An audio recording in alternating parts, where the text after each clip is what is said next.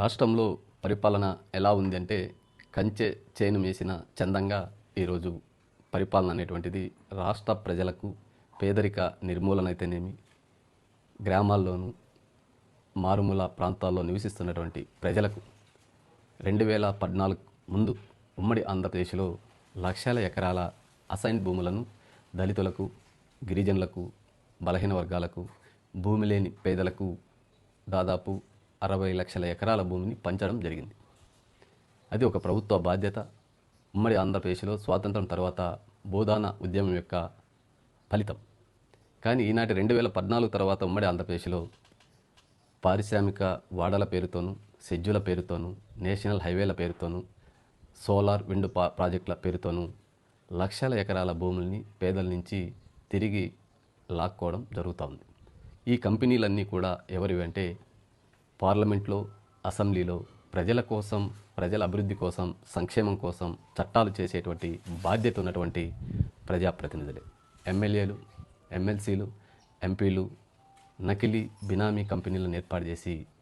ఒక చట్టం ద్వారా పారిశ్రమ ప్రగతి కోసం అని చెప్పి లక్షల ఎకరాల భూమిని తక్కువ ధరతో కోట్ల విలువ చేసేటువంటి భూమి కూడా ₹1 లీజు పేరుతో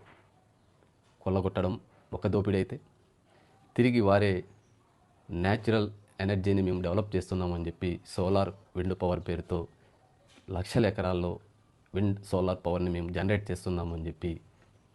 రాష్ట్ర వ్యాప్తంగా పేదలు చేతిలో ఉన్నటువంటి, దళితుల చేతుల్లో ఉన్నటువంటి, గిరిజన చేతుల్లో ఉన్నటువంటి భూముల్ని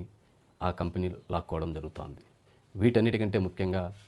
ప్రజాప్రతినిధులే అసైన్ భూముల్ని వందల ఎకరాల కబ్జాలో ఉంచుకుంటే అది దక్కవలసినటువంటి దళితులకు కానీ, భూమి లేని పేదలకు కానీ, బలహీన వర్గాలు, గిరిజనులకు ఈరోజు భూమి అనేది ఎక్కడా దొరకనటువంటి ఒక విలువైనటువంటి వస్తువుగా మార్కెట్లో ప్రవేశపెట్టి వీరు మాత్రం ఈరోజు ఒక ముఖ్యమంత్రి, రాష్ట్ర క్యాబినెట్లో ఉన్నటువంటి ఐటీ శాఖ మంత్రి, తనకు సంబంధించినటువంటి సొంత బంధు ఒక పార్లమెంట్ సభ్యుని చేతిలో విశాఖ నగరంలో వందల కోట్ల విలువైనటువంటి భూమి 55 ఎకరాల కబ్జా చేసి అసైన్డ్ భూమిని దాన్ని క్రమబద్ధీకరించుకునేటువంటి కుట్రకు రాష్ట్ర ముఖ్యమంత్రి, ఐటీ శాఖ మంత్రి, క్యాబినెట్ పాల్పడితే ఇదే కంచె చేని మేసింది అనేటువంటి దానికి ప్రధాన ఉదాహరణ. ఇలా ముఖ్యంగా చెప్పుకుంటూ పోతే రాష్ట్ర వ్యాప్తంగా